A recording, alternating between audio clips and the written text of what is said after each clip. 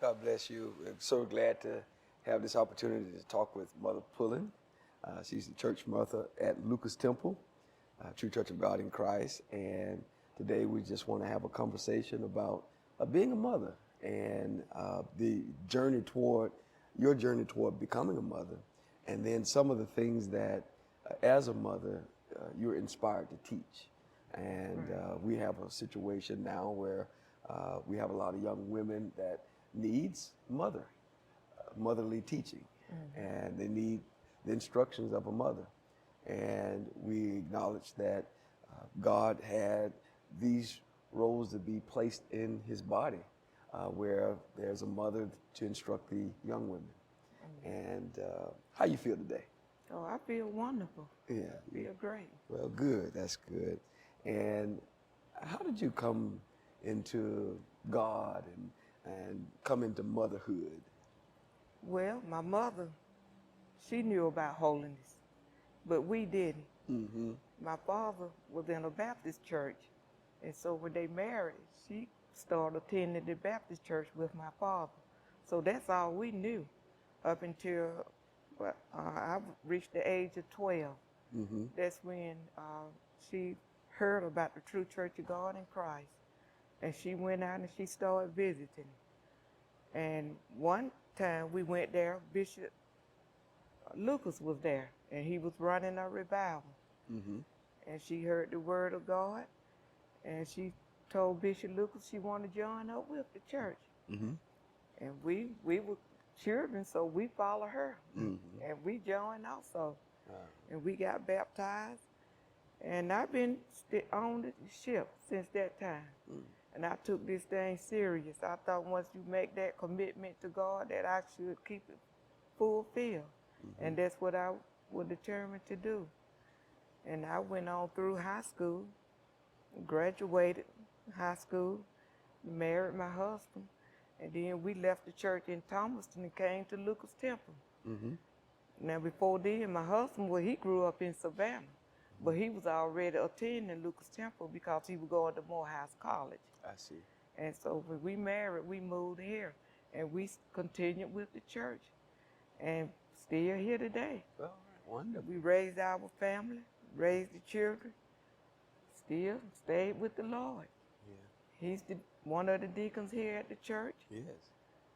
Bishop Jeffries, and you. Y'all saw fit to make me the church mother here. Mm-hmm. When I came here, I didn't have no idea that was happening. Right. But I think that's what the Lord had in plan for me to be. So you didn't see that for yourself? I didn't see it. Yeah. I just wanted to be real in what I was doing, and I took this journey, seriously. And I just wanted to be a good member. Yeah. I didn't want to cause the pastor any problems. Mm-hmm. I don't think I caused my mother any problems. She told me when I would get married, she said, "You one of my best children." I kind of wish you stayed around a little longer. But I went on and got married. But I didn't forget my mother. Right. I still went back and visited my mother up until she died. Yes.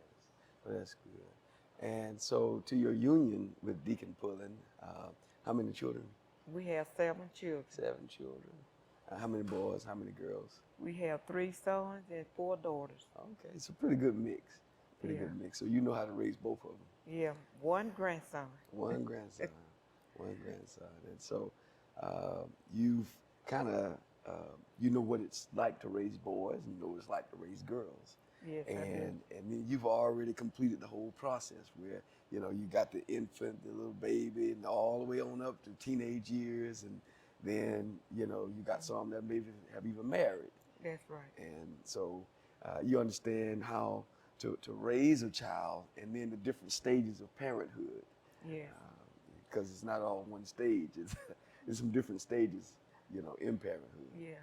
Now, about a year ago, we went out to eat dinner one day, and some of my children were with my husband and I, and we were just sitting at the table. We were just talking, eating and talking, and they told us, they said, we thought y'all were mean when we were growing up. But she said, one of my daughters told me, said, y'all were pretty good parents. Say, I thank God for y'all. Say, y'all taught us well. Say, I have to say so myself. Yeah. And, you know, that really made me feel good. Right. You know, for my children to tell me that. Right. You know, it really did.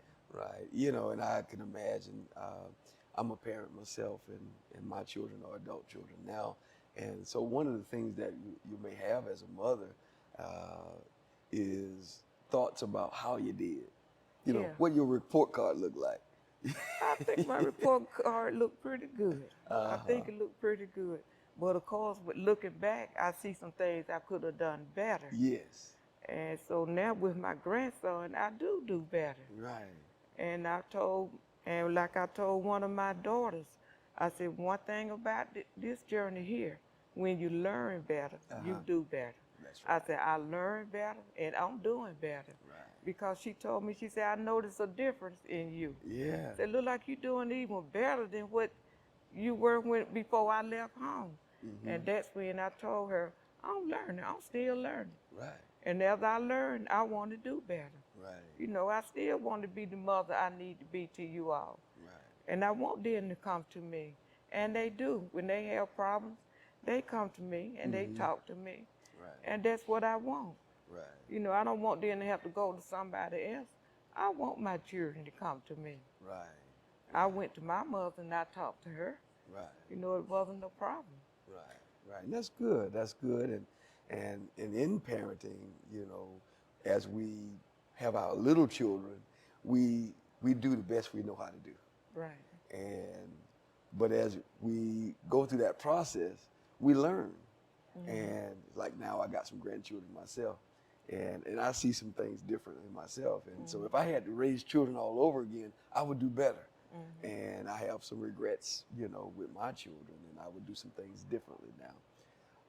With that being said, I think that it would be good for young people now that have a young family to pay attention to people like yourself, to actually ask you certain things and questions about, you know, how you learned and what you've learned, so that they don't have to make the same mistakes. And then next thing you know, they're a great grandparent, but they weren't the best parent that they could have been, because they didn't learn from a person like yourself, you know. And I think that if we can share the knowledge and the things that we've learned to the generation that's coming along, then they can be that much further ahead. They don't have to make the same mistakes that you or I may have made. They can make some new ones, and then maybe they can pass along some better ideas to their children. You agree with that? Yes, I do. And, you know, when I married, I knew that I don't just marry, but, you know, when I read my Bible, and I heard the gospel coming forth, and he said, marry and bear children.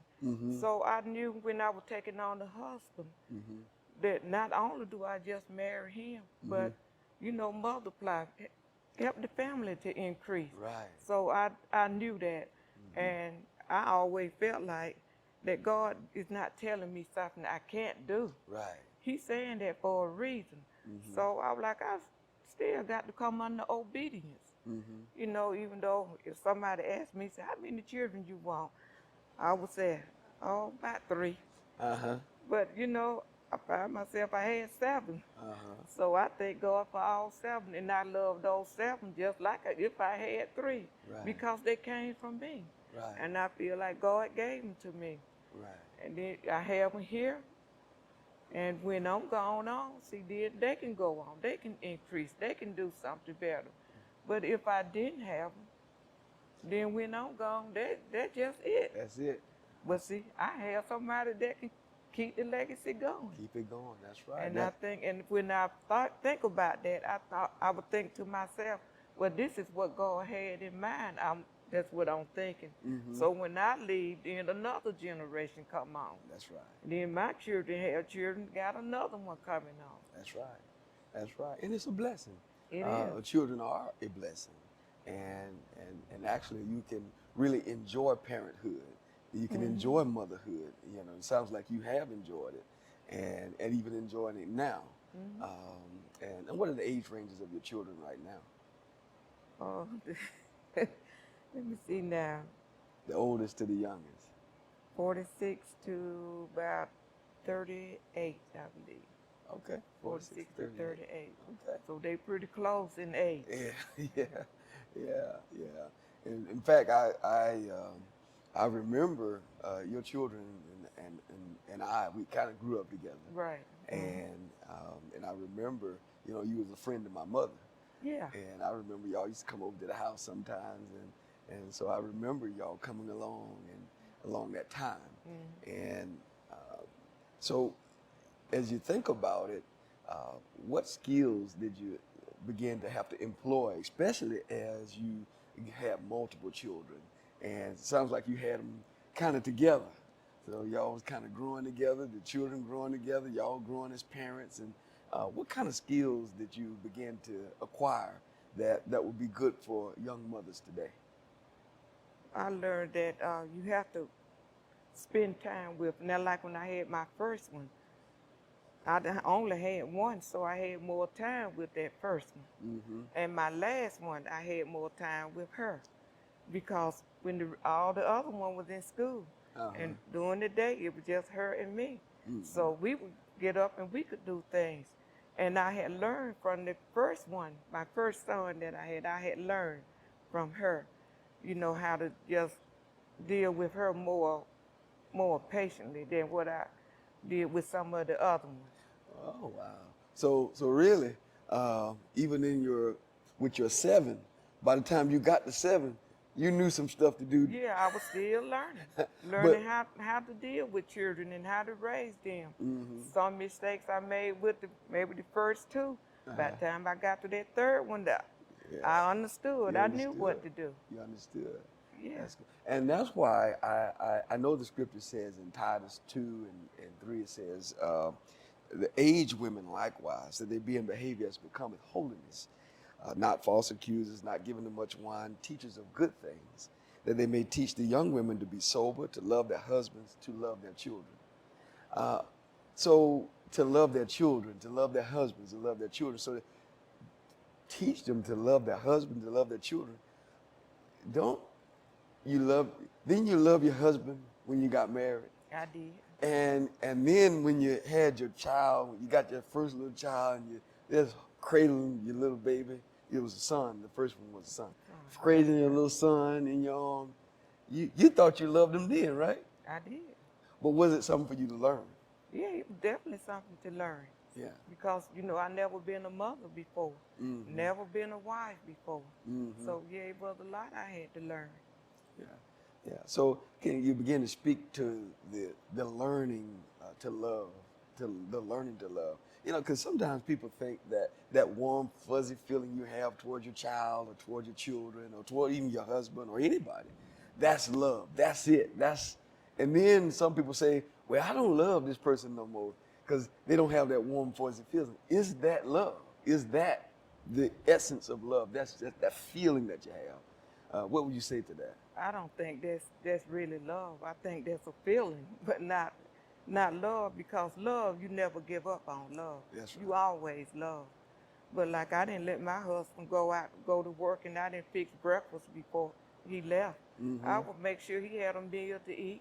If he wanted to take a lunch, come back home, have food on the table for him. And when the children came, I did the same thing. I made sure my children were fed. I made sure they had a bath, you know, clean. I didn't want my children to be walking around dirty, you know, the heads nappy, no shoes on their feet.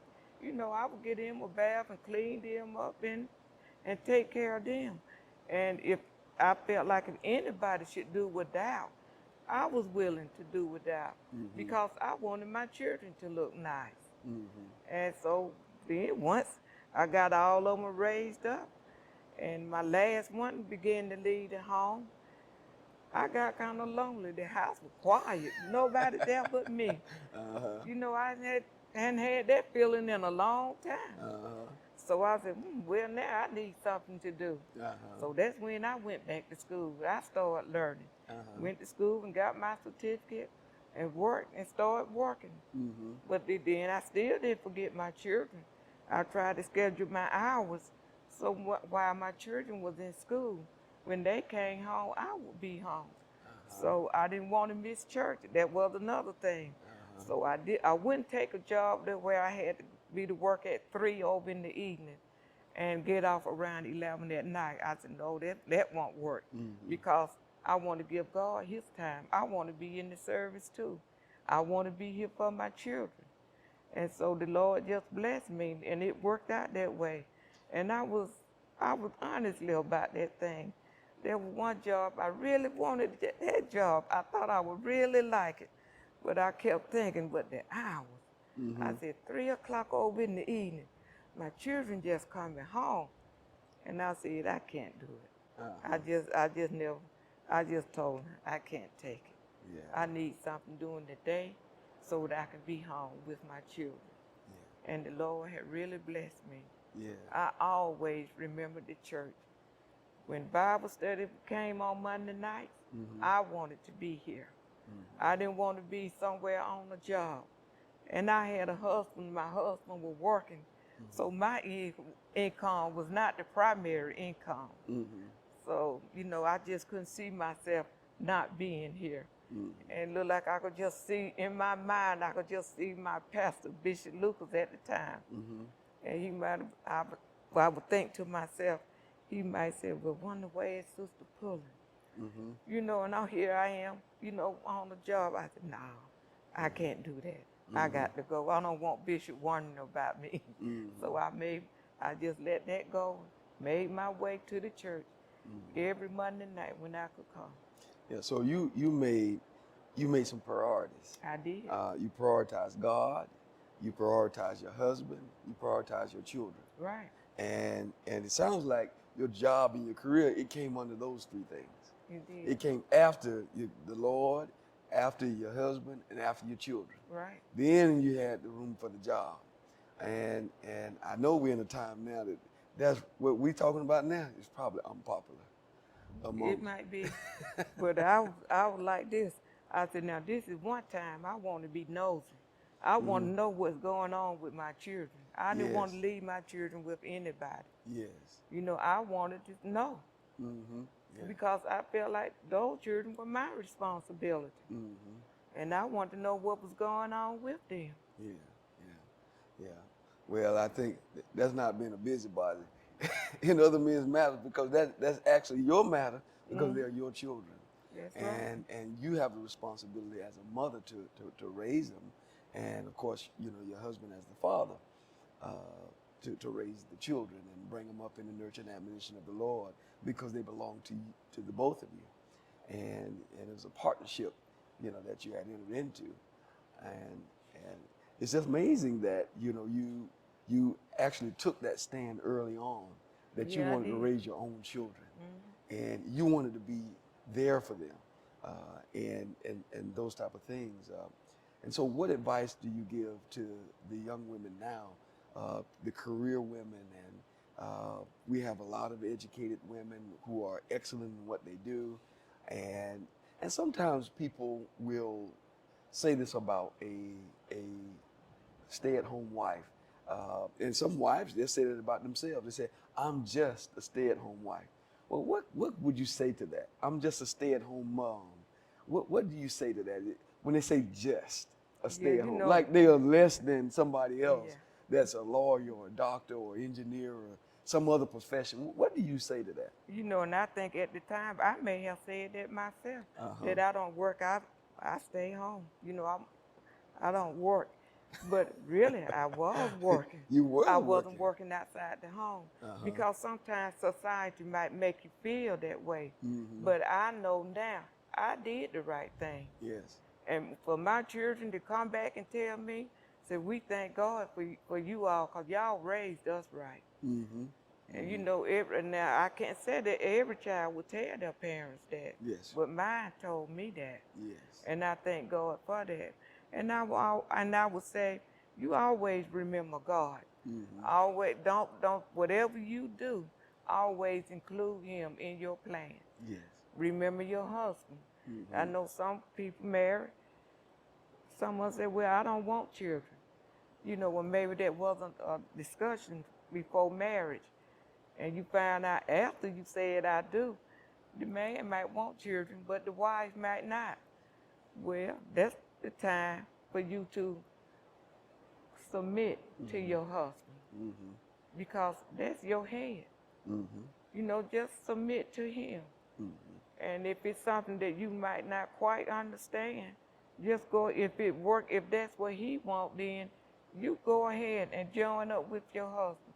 Get on his side so you all will be a team. You know, and then if things will work out better. Because that's how I did. But we had the agreement, you know, we knew.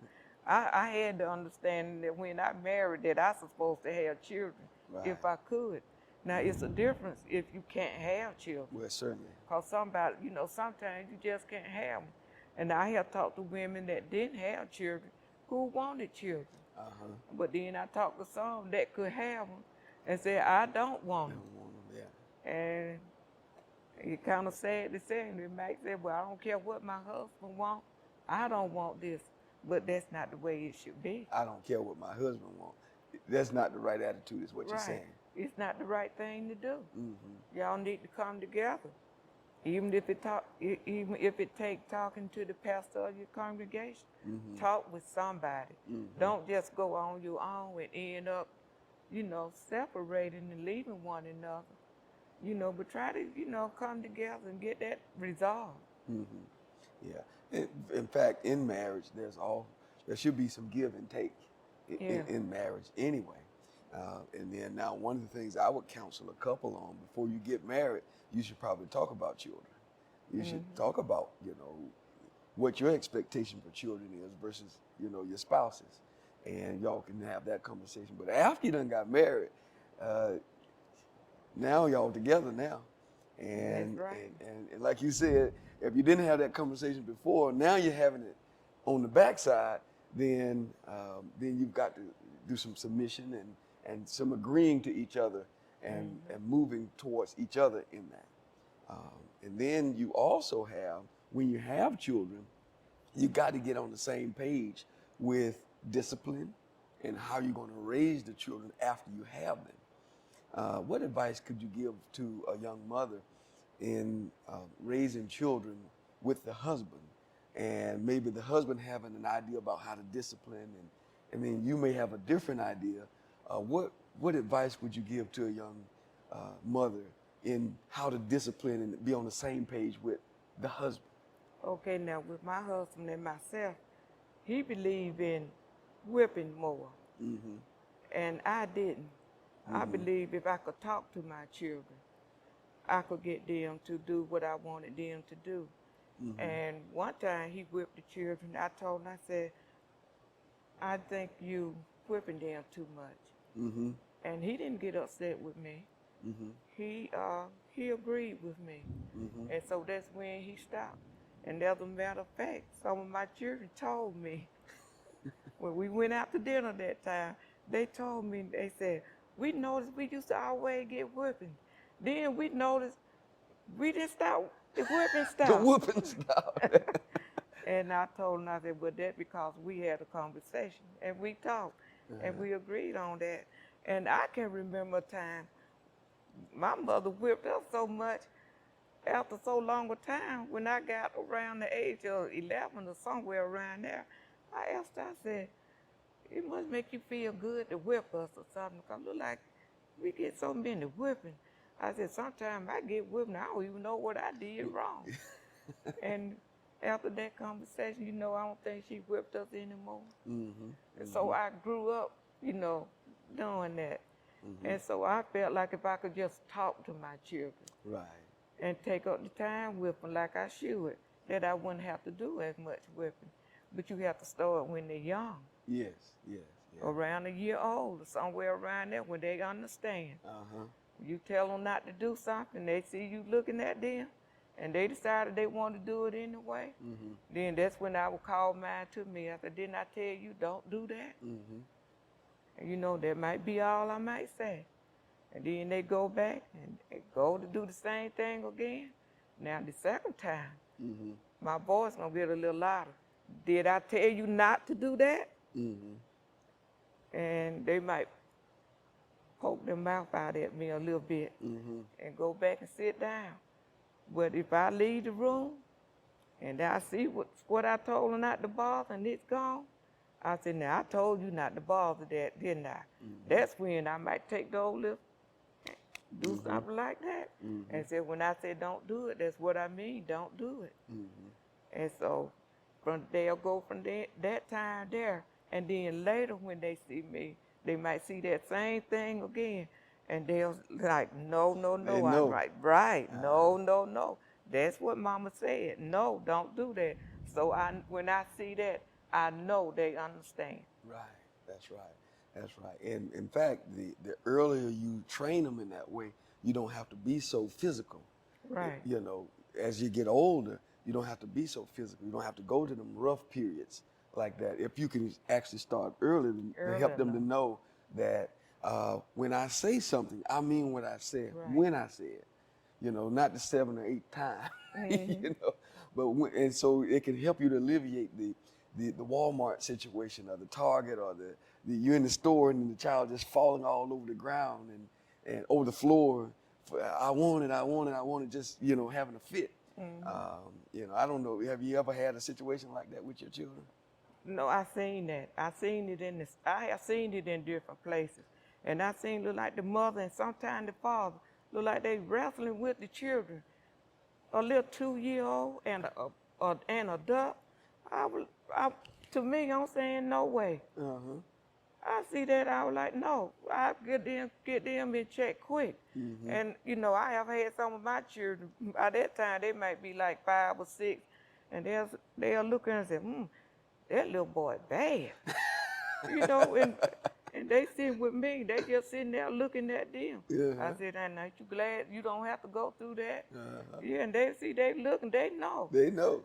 Well, yeah, They I know had that one. little child needs some discipline. Yeah, even for them to say Even that, for that them, they your small. children said it. Uh-huh. Yes. But I had one who just fall out in the floor when she couldn't get what she wanted. Mm-hmm. So I said, well, let her stay there. Fall out in the floor at home. Just let her stay there. When the time comes for treat, she won't get anything. I get the rest of them ice cream or whatever she comes. I said, not you. You don't get one, not this time. Remember earlier what you did when you hit the floor? I said, so when you learn to stop doing that, then you can enjoy the treat like the rest of them. And that broke that up. That stopped that. There you go. See, So it's in more than different one ways, way. you can punish your That's right. children. That's right. That's right. And like I noticed what the Bible said, and I remember too. I know you said how you had a conversation with your husband about not spanking or being physical as much. You want to talk to him more. And I remember Bishop Lucas, our pastor at the time.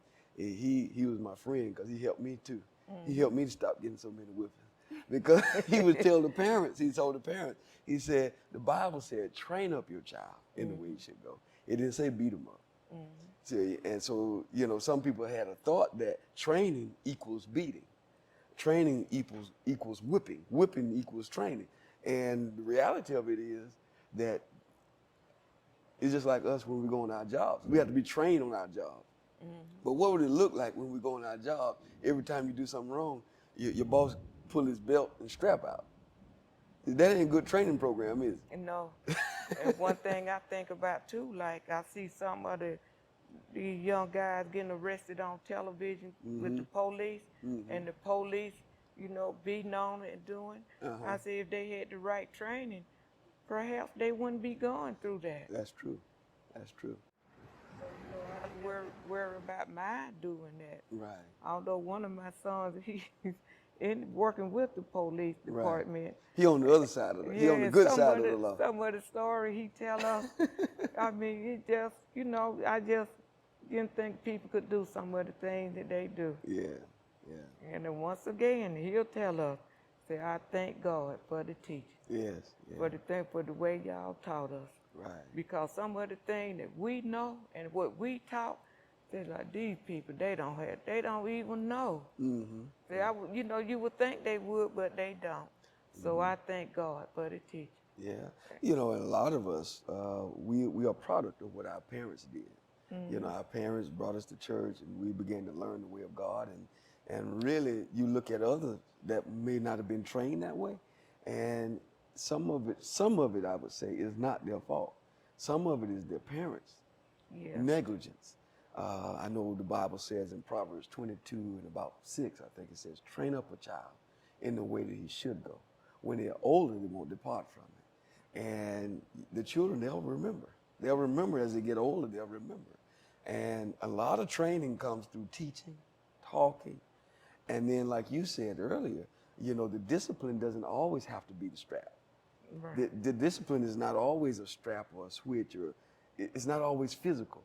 Sometimes you've got to work with that child's conscience and work with their mind and talk to them and work with you got to work some psychology on them. You know, just like you said, you know, you got to be smart. Yeah. You know, because our children, they smart, aren't they? They are. You know, you experience it, your children, they smart, and so you have to kind of, you're the parent, you're the adult, you kind of got to be a little smarter than them. Yeah, that's right. Because I keep my little grandson, I used to keep him from time to time. I had him at the house with me one day. Just the two of us there now, himself and me. So I had something, I put it on the table, but I walked away. I went to do something. When I came back, it was gone. So I looked at him, I said, what happened to what I put on the table? He told me, I don't know. I said, now, it's just two people in the house, you and me. Now, I didn't get it. And I told him, I said, so that meant you got it. And he, you know what he asked me? He said, how you know? I said, didn't I just say it's just two people in the house? I didn't get it, so I know you got it. And he said, oh. So that was a teaching experience too, but I talked to him a little further about that. I said, I was going to give it to you, but I wanted you to ask me for it. I didn't want you to just get it and not say anything. Right. You know, but he learned. So sometimes when I would go to the store, I would buy him things, bring things back, and I would tell him, I said, now this is for you. You don't have to ask me for it or anything because it's for you. Even though I told him, I said, you don't have to ask me, he still would ask me. He still would ask you. Because he remembered that time when I said what I said. And I didn't whip him, but I just talked to him. I used a little wisdom with him. That's right. And he understood. That's right. And, you know, the Bible even speaks about loving kindness. With loving kindness, he draws us to him. And I don't think you can have a better father than the Lord. Right. Or a better parent than the Lord. And if we can take some of his cues, some of grace, mercy, and so every time doesn't deserve the harshest punishment. And so sometimes grace, sometimes mercy, that can go farther than the punishment you was gonna give. And then that good talking to, you know, now you know a conversation like this, you know, you did such and such. Yeah, you did that, right? Yeah, yes, sir, yes, ma'am. I said, now, really, you deserve a punishment, don't you? Yes, ma'am. But you know what? This time, I don't think I'm going to punish you this time. But I'm going to tell you this. This is why you shouldn't do this, and this is why you shouldn't do this. And then you begin to give them understanding and instruction, and you teach them. And then they might grasp that a little better that time. I'm not saying you do that all the time. And I just ask you, have you ever worked that kind of way with your children? I have. Because just recently, my grandson had a birthday. I told my husband, I said, I want to go see him. I got something I wanted to give him. When I went to the store, I bought him something. And when I got to the house and I saw him, I said, I'm giving you more this time. And I asked him, I said, you know why I'm giving you more? And he tried to guess. He said, well, I got good grades in school. I said, well, that's part of it. I said, but the main reason I'm giving you more, because when I asked you to go to church with me, you came. I said, now, that's why I want you to have more. I said, because when I said, ask you to come, you came. I said, that let me know that you thinking about God. You wanted to come to church.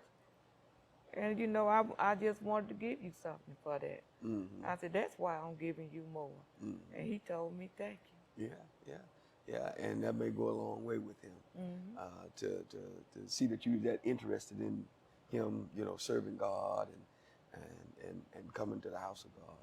And that's good. And so that's a part of training, though, And so it's sometimes in training you deal with rewards, and I even notice not to equate children to pets or dogs, but even dogs like good treatment. Right. And they say the way that you do train a dog is when they do something good, then you give them a treat. You give them a treat, and when they do something bad, then you withhold that treat, or you let them know that that's not the way that they should go. And ultimately, that's what we've got to do with our children. Now, sometimes in training children, it takes some courage to do it. And I just ask you, did you always feel like the discipline part? When you knew it was time for discipline, did you always want to do it? No, I didn't, and it made me feel kind of bad. But I realized I had to do it because I don't want this thing to keep coming up. Right. So I had to address it. Whatever it was, I had to do it, and so that's what I would do. I wouldn't just let them keep doing something and I didn't like it. Yeah, and sometimes some of the things I did, they didn't like it. But I told them this was my house, and as long as you here, I have rules. It's just some things I don't want going on in my house. And I'm the parent, so it's up to me. Either I could stop it or let it go. I said, and I'm not gonna stop it. I said, when you here, I said, I want this house, this yard here, the yard, the house, to be like a holy ground. We don't do anything here. We don't let anything take place and happen. I don't have nothing to do with the neighbors across the street, the neighbors to my left or the right or the back of me. But here, we want to honor God. So some of them, when they grew up, they want to play the other kind of music and play it loud. I said, no, we're not doing that, not here. You want to do that, you got to get your own place. And so they didn't like it, but they respected me. Yeah. And so that's what I'm saying. So sometimes you have to use courage, and you address. You don't just let it slide. Right. You have to stand up Yeah. for what's right, and let your children know what roles you're in. And it seems as though sometimes parents would rather be the child's friend rather than be the parent. What do you think about that? I want to be their friend too. But that friend comes with some corrections though. If I see you in error, how can I be a friend if you in error and I don't say anything to you to help you? Now, I could say something that could save you, that could stop something from happening to you. So if I see that, I will. And so I might be taking on more like the parent role at this time, because if I say it, I will say something. I'm not going to sit there and just let it go. I'd address it and I will let them know. It was, now you shouldn't have did this, or you shouldn't have said that. You know better. Now the people you talking to, they might not know any better. But you my child, I know you know better. And so, that's about the way I would handle that. Right. And so I agree with you. There are times when it's not time to be friend, it's time to be parent. And ultimately, like you said, we want to be our children's friend. But there are times when you got to be parent. Right. And that role's got to supersede friendship. That's right. And so then you might have to do some discipline or some correction, and some of your talk may have to be different from that of a friend or a buddy. And what some parents do though is they want to let the friendship part be the number one, and then they'll hold off on, well, they, at that point, where's the parent now? Now everybody's supposed to be your child's friend, but they don't have no parent. You got to be, parenting has to be your priority as a mother, or as a, I would say as a father as well, but that has to be the number one job. And then the friendship can come later. I'll share this with you. You remember my mother. Right, I do. And she was very strong, and she was a disciplinarian too. And like she did go to where she would talk more and spank or whip less. She did go to that position where she did talk more. And I thought she was just this mean lady, and I didn't like her too good as a little boy. But as I started getting older, I got into my teenage years. I started to recognize, my mama loved me. My mama loved me. And I began to see the benefit of her discipline. I actually started to see it even as a teenager. I started to see the benefit of her discipline. And, I had other people who would just do nice things for me and be real kind and just let me almost have my way. And I began to see that wasn't that helpful to me. To let me have my way part, that wasn't that helpful to me. But what my mama did, how she used courage to straighten me out and get me on the right track, I said, now that's what I really need. And as I began to grow as a young man, I began to see I need what she's doing for me. And we actually became good friends. We became good friends, especially as I got a little older. I started going to lunch with my mom, and we just sit down and we'd talk and eat. And one of her main things she wanted to talk about is how she did as a mother. Because she was concerned, know. And but we became good friends as a man and as I grew older. But as a little lad, I needed what she was doing for me. And all of it I didn't like, but it was good for me. It was good for me. And what do you think? Well, as you were talking, I was thinking about my childhood.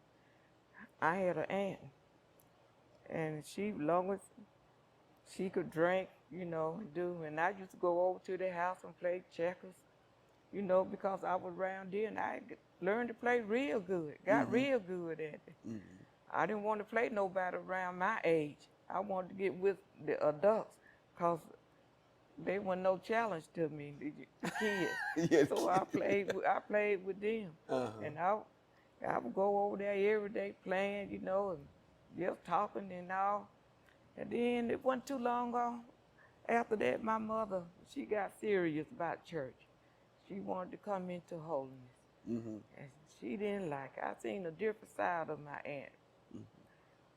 She said, no, why would you want to go join that mess? That's what she called it. You're messing old children up getting in there. Because what happened, see, I stopped going over to the house, being with them. Even though she would have a lot of drinking and stuff like that.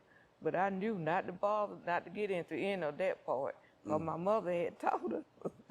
Because my mother used to make homebrew. Oh, I didn't know that. Yeah, she used to make it. And she would tell us, don't y'all bother this here. So we wouldn't bother. I never bothered. I can't speak for because you were one of the good kids. Right. I could speak for my brothers and sisters, but I never bothered. And so, but when we come into holiness, oh boy, she did not like it. She just didn't. And I don't know if this really, I can't say that this happened for that reason. But it wasn't long after that she died. I see. And and I often think about that, But anyway, I was just saying how the Lord helped us to escape that. Right. So when my mother started coming to the church, I really liked the things that I was hearing. I liked the songs because they were singing songs that I never heard before. And when the preaching went forward, they would say things that made so much sense to me. And in the Baptist church, the preacher would always go to the graveyard talking about his dead mama and all. And I used to wonder, that used to puzzle me as a child. And when we came to the true church, they actually were telling us things that we need to do that it just made so much sense to me. And some things they would say it was funny, but it was true. It still was right. And so we enjoyed that. Yeah. And we would tell Mama, let's go back to this church, because she was going around to several churches at first. Some of them we went to, we would tell her, we don't want to go back to that one. Why? We didn't like that one. Well, let's go back to this other one where you went. Let's go back there. So eventually it got to the place where we just always went to the true Church of God in Christ. Right. And looked like we just had a good relationship, with, just coming here. And she thought she was going to have a lot of trouble out of us because she had 5 girls. And she had bought sofas for the living room. So when we started dating, we could have a place to talk. But we didn't hardly use those sofas. We didn't have boys coming to our house. And she said, y'all some good children. She said, I thought it would have been this or been like this, but it was nothing like that. Right. Because we heard the word of God, and I know for me, I was doing all I could to obey. Right. Now I had one sister that didn't want to take heed. And she said she thought the preacher, that was just something that they were saying, just that's how they felt. She didn't know God was leading them to say the thing that they said. But when she found out, then she come on and join up with us too. Yeah. Well, that's a blessing. And it's a blessing that you have learned, from a little child. You learned the scriptures and the things that will make you wise unto salvation. Then it allowed you to marry a husband and then have children of your own, create another generation, and then you was able to bring them up right. And then have your children to come back and, like the Bible said that in the book of Proverbs 31, it said the children will rise up and call you blessed. And then to have them to actually come back and do that. The Bible talk about a virtuous woman. And so that's a blessing. And we're glad to have you as our mother, our church mother at Lucas Temple. And we'd invite others to just come out and be a partaker of this gospel and allow this gospel to be a help.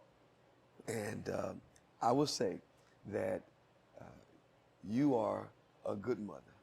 And the things that you've learned and experienced will allow you to help a young mother to get some instructions and some understanding about how to be a good mother, how to be a good wife.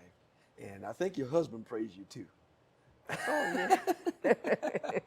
So we've talked a lot about the children's side, but then there's another conversation we can have about being a wife. And I know that some young people, they're kind of reaching out for that. They want more instructions about, being a wife.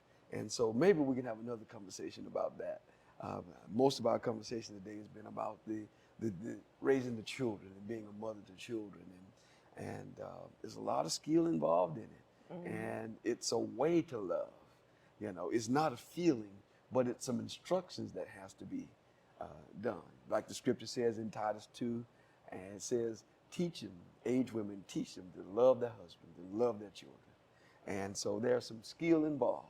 If you have to be taught, then some skill has to come into play. And you shared some skills with us today. Thank you for that. But I don't think you shared it all. No, I didn't. It's some you done held back, and perhaps time just wouldn't permit it all to come out today. Yeah. And that's the other reason why, if you're a young mother, if you're a young sister, perhaps you haven't married yet, and you're thinking about getting married, you're thinking about having children, you're already married, or perhaps you've got your first child and you're kind of new at it. This is a resource right here. Mother Pullin is a resource. You can reach out to her. You can come and she will give you the instruction that you need that will help you to be successful in your motherhood. You agree with that, Mother? I do. You'd be glad to do it, wouldn't you? I will. And so we appreciate that. Thank you for this time. All right, thank you. God bless you. And God bless you all.